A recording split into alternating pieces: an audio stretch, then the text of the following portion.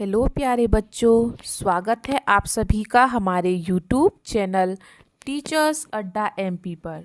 और आज आपकी अंकुर अभ्यास पुस्तिका कक्षा 4 पर्यावरण की क्लास होने वाली है, क्लास नंबर 140, जिसमें मैं आपको सप्ताह 26 का दिवस 2 कराऊंगी। और आज हमारे पाठ का नाम है पाठ 24, दूर देश की बात। तो चलिए सब बच्चे जल्दी से अपनी अपनी वर्कबुक को खोल लीजिए, हम चलते हैं अपनी क्लास की तरफ। ठीक है, आप मेरे साथ साथ अपनी वर्कबुक को भरेंगे।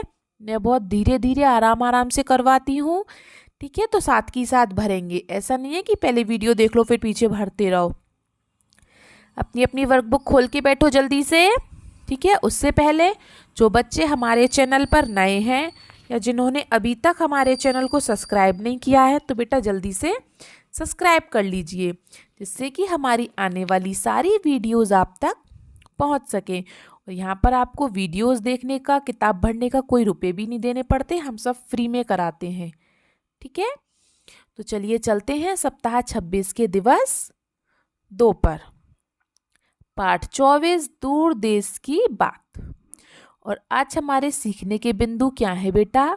रेगिस्तानी इलाके को पहचानना और केरल तथा रेगिस्तानी इलाके में अंतर पहचानना। तो बेटा रेगिस्तानी इलाका कैसा होता है? वहाँ रेत रेत होती है, रेगिस्तान में बहुत गर्मी होती है, ठीक है। और केरल में एकदम हरियाली हरियाली होती है, ठंडा ठंडा मौसम होता है, ठीक है। तो चलिए हम सबसे पहले चलते हैं अभ्यास क्रमांक 1 पर। सही विकल्प चुनकर सही का निशान लगाइए। ठीक है, आबू धाबी इलाका है, जो आबू धाबी का इलाका है बेटा वो कैसा है? समतल और मैदानी है, ठंडा और हरा भरा है, पहाड़ी वाला है, या गर्म और रेगिस्तानी है? तो बेटा जो आबू धाबी का इलाका है ना, वो एकदम गर्म और रेगिस्तान की तरह है, रेत रेत है वहाँ पे। तो वहाँ पे कैसा इलाका है? गर्म और रेगिस्तानी। तो आपका ऑप्शन नंबर 2 सही है, ठीक है। यह आपका दूसरा वाला ऑप्शन सही है, तो आप इस पर निशान लगा लीजिए, ठीक है। चलिए आगे चलते हैं। ब, केरल में पाए जाने वाले पेड़ों का समूह है। तो बेटा केरल में कौन कौन से पेड़ पाए जाते हैं ये पूछा है इसमें, ठीक है। तो जामुन, इमली, संतरा, तो केरल में ये पेड़ बहुत कम पाए जाते हैं। सेब, फल, पपीता, तरबूज, ये भी केरल में नहीं पाया जाता है। सुपारी, अमरूद, अंगूर, तो ये भी केरल में नहीं पाया जाता है। केरल में क्या पाया जाता है? नारियल, केला और कटहल, ठीक है। केरल में किस किस के पेड़ पाए जाते हैं? नारियल के, केले के और कटहल के, ठीक है। तो ऑप्शन 1 पर आप निशान लगा लो। लगा लिए सब बच्चों ने निशान? पहले वाले का दूसरा आंसर है और दूसरे वाले का पहला आंसर है, ठीक है। चलिए वेरी गुड, सबने कर लिया। तो हम अभ्यास क्रमांक 2 पर चलते हैं। आबू धाबी में पेट्रोल पानी से सस्ता मिलता है, ऐसा क्यों? जो पेट्रोल जो है पानी से भी सस्ता मिलता है, मतलब वहां पानी महंगा मिलता है। इसने क्या कहा है? आबू धाबी में पेट्रोल पानी से सस्ता मिलता है, मतलब कि वहाँ पानी महंगा है आबू धाबी में। क्यों भाई वहाँ पानी महंगा क्यों है? क्योंकि बेटा वहाँ पर गर्मी है, रेत है, वहाँ बारिश भी नहीं होती है, ना झील है ना तालाब है, चारों तरफ रेत ही रेत है। तो वहाँ पानी की कमी है, इसलिए वहाँ पानी महंगा मिलता है और पेट्रोल सस्ता मिलता है, ठीक है। तो हम क्या लिखेंगे? क्योंकि वहाँ ना तो बारिश होती है, ना नदियाँ हैं, ना झील, ना तालाब, सिर्फ रेत ही रेत है, इसलिए। और बेटा जहाँ गर्मी होगी ज़्यादा, जहाँ नदी, झील, तालाब नहीं होंगे, बारिश नहीं होगी, तो वहाँ तो पानी महंगा बिकेगा, ठीक है। तो सबने लिख लिया अभ्यास क्रमांक 2? चलिए वेरी गुड, आगे चलते हैं। अब हम सबका हो गया अभ्यास क्रमांक 2 बेटा। अब हम अभ्यास क्रमांक 3 पर चलें। चलिए तो अभ्यास क्रमांक 3 को देख लेते हैं। अभ्यास क्रमांक 3 हमारा क्या कह रहा है? अभ्यास क्रमांक 3 का पहला प्रश्न, आबू धाबी जैसे रेगिस्तान इलाकों में खजूर की उपज अधिक होने का क्या कारण है? तो बेटा जो रेगिस्तानी इलाके होते हैं तो कुछ कुछ पेड़ बेटा ऐसे होते हैं जो बिना पानी के भी बड़े हो जाते हैं। उन्हें पानी की ज़्यादा आवश्यकता नहीं होती है, वो बिना पानी के भी बड़े हो जाते हैं। जैसे नागफनी का पेड़ है, नारियल का पेड़ है, खजूर का पेड़ है, कटहल का पेड़ है, इन सबको पानी की ज़्यादा आवश्यकता नहीं होती है।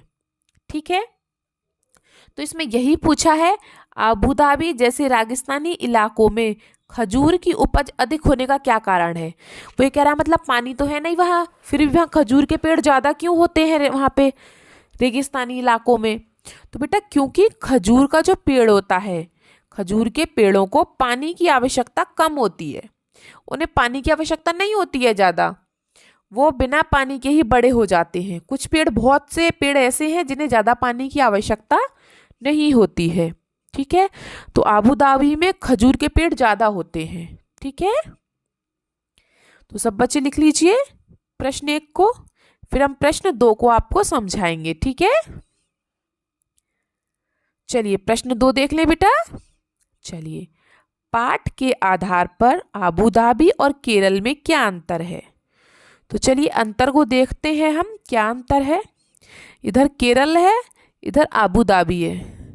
तो जमीन कैसी है केरल में बेटा, हरी भरी जमीन है वहाँ, क्योंकि केरल में बहुत बारिश होती है। और अबू धाबी में बारिश वगैरह नहीं होती है, तो वहाँ रेगिस्तान है। वहाँ कैसी जमीन है, रेगिस्तान, रेतीली जमीन है, वहाँ रेत ही रेत है, गर्मी ही गर्मी है। ठीक है, दूसरा बारिश, तो केरल में कैसी बारिश होती है बेटा, हर समय बारिश होती रहती है। और अबू धाबी में कभी बारिश नहीं होती, कभी नहीं। आगे देखते हैं तापमान। तापमान मतलब ठंडी है, गर्मी है, क्या है। तो केरल में बेटा बारिश होगी तो हर समय ठंड रहेगी, और रेगिस्तान में, वहाँ अबू धाबी में बारिश नहीं होगी तो वहाँ गर्म रहेगा सब कुछ तापमान, है ना। तो केरल में तापमान ठंडा रहता है और अबू धाबी में तापमान गर्म रहता है। ठीक है, आगे पेड़ पौधे। तो केरल में बेटा जब बारिश होगी, ठीक है, ठंडक रहेगी, तो पेड़ पौधे तो हरे भरे होंगे, फिर चारों तरफ हरियाली छा जाएगी। और अबू धाबी में बारिश नहीं होगी तो पेड़ पौधे कैसे होंगे, सूखे। ठीक है, आ गया सबको समझ में कैसे करना है। ठीक है, एक तरफ हमने केरल की बातें लिखी और एक तरफ हमने अबू धाबी की बातें लिखी।